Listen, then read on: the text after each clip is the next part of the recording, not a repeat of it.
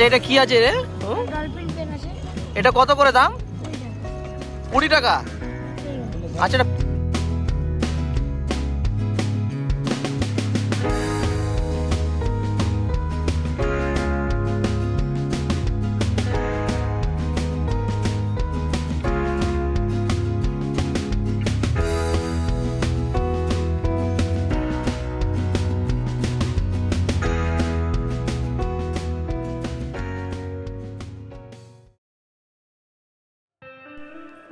দীঘা।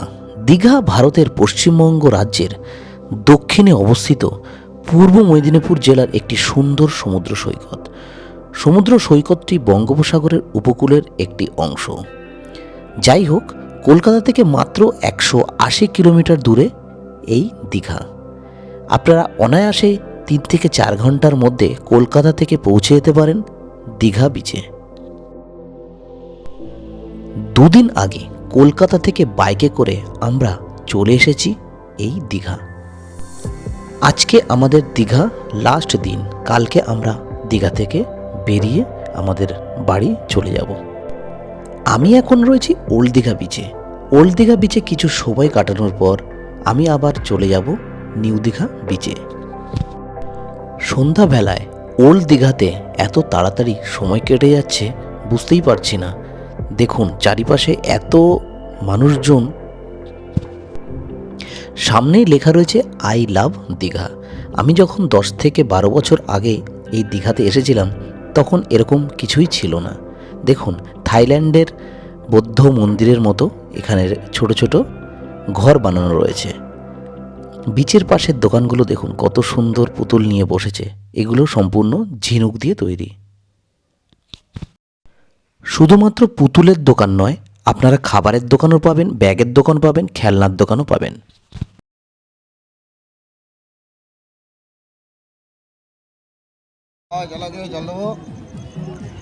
আচ্ছা, এটা কি আছে রে? ডলফিন পেন আছে। এটা কত করে দাম? 20 20 টাকা। টাকা। হ্যাঁ, আচ্ছা, এটা পেন তাই তো? বাহ। Dolphin pen. আচ্ছা, অত উপরে উঠালে কি করবে? নিচে আর ডলফিন পেন 20 টাকা করে, তাই তো? বাহ। আচ্ছা, আর কি কি আছে তোমার কাছে? আর আছে কানের ফুল আছে, ক্লিপ আছে, আচ্ছা, কানের ফুল এগুলো তাই তো? এগুলো কত করে বল? এটা ফুল 30 টাকা, দুটো নিলে 50 টাকা। আচ্ছা, দুটো নিলে 50 টাকা। 40 যেরম যেরম দাম আছে। 30-40 করে এগুলো তাই তো? আচ্ছা, এই যে কানের এগুলো 10 টাকা, 6টা 50। 10 টাকা, 6টা 50। মানে যেটা 60 টাকা হয় সেটা 50 টাকা নেবে 10টা নিলে। বাহ, খুব ভালো। 10টা নয়, হ্যাঁ ওরা 6টা হ্যাঁ, 50 টাকা। 6টা 50 টাকা, ওটাই তো বলছি। একটা ফ্রি দিচ্ছি। আচ্ছা, মানে যেটা 60 টাকা হয় সেটা 50 টাকা নিচ্ছে আর একটা ফ্রি দিচ্ছে। বাহ। মানে ওল্ড দীঘাতে এই বোন সারা দিন ধরে কাজ করে। সকালে কাজ করে মোহনাতে, মোহনাতে এইগুলো বেচতে যায়।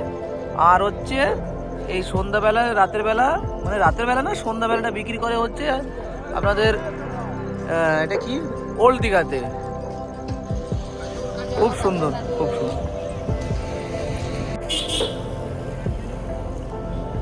আচ্ছা, বিকেলবেলা আমরা একটু ঘুরতে গেছিলাম ওল্ড দীঘাতে। তো ওল্ড দীঘা দেখা হয়ে গেছে, এবারে আবার চলে এলাম নিউ দীঘাতে আমাদের হোটেলের সামনে। আর এখন নিউ দীঘা একটু বিচের দিকে যাব।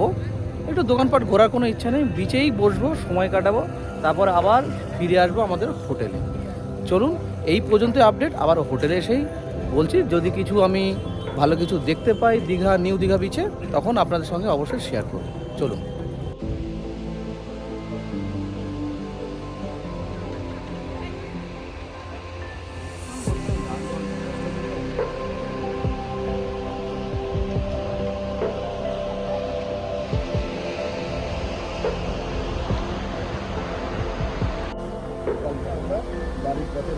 আপনারা শুনতে পাচ্ছেন সমুদ্রের খুব সুন্দর ঢেউয়ের শোষো শব্দ, এবং সেই ঢেউ আছড়ে পড়ছে সমুদ্রের কিনারায়। আর এই জিনিস দেখার জন্যে বহু দূর দূর থেকে মানুষ কিন্তু এই দীঘাতে ছুটে আসে। আর এখানেই আসলে বোঝা যায় যে মানুষের মনে কত উচ্ছ্বাস এবং আবেগ। তো এই প্রাকৃতিক পরিবেশ দেখতে আপনারাও আসুন আর নিজের মনের যা ক্লান্তি সেটাকে দূর করুন। আপনারা নিশ্চয়ই আমার এই ব্লগটা দেখছেন। আমার এই ব্লগটি আপনারা বেশি বেশি করে বহু বহু মানুষের কাছে শেয়ার করুন, যাতে পৃথিবীর প্রান্তে প্রান্তে থাকা মানুষ এই দীঘার সমুদ্র মানে প্রাকৃতিক সমুদ্র সৈকতে যাতে ঘুরতে আসে। যারা যারা দীঘার এই সুন্দর সমুদ্র সৈকতে আসেননি তাদের উদ্দেশ্যে আমি একটা কথা বলে রাখি, তারা অবশ্যই এই দীঘার সমুদ্র সৈকতে আসুন আর এই প্রাকৃতিক সৌন্দর্য উপভোগ করুন। আর তখন নিজেই প্রমাণ পেয়ে যাবেন যে কত সুন্দর এই বাংলার প্রাকৃতিক পরিবেশ এবং এই সমুদ্র সৈকত। আমরা দীঘার এই সুন্দর সমুদ্র সৈকতে 3 দিন আনন্দ উপভোগ করলাম। বন্ধুরা, আমার এই ভিডিওটা আপনাদের যদি ভালো লেগে থাকে অবশ্যই চ্যানেলটাকে সাবস্ক্রাইব করুন।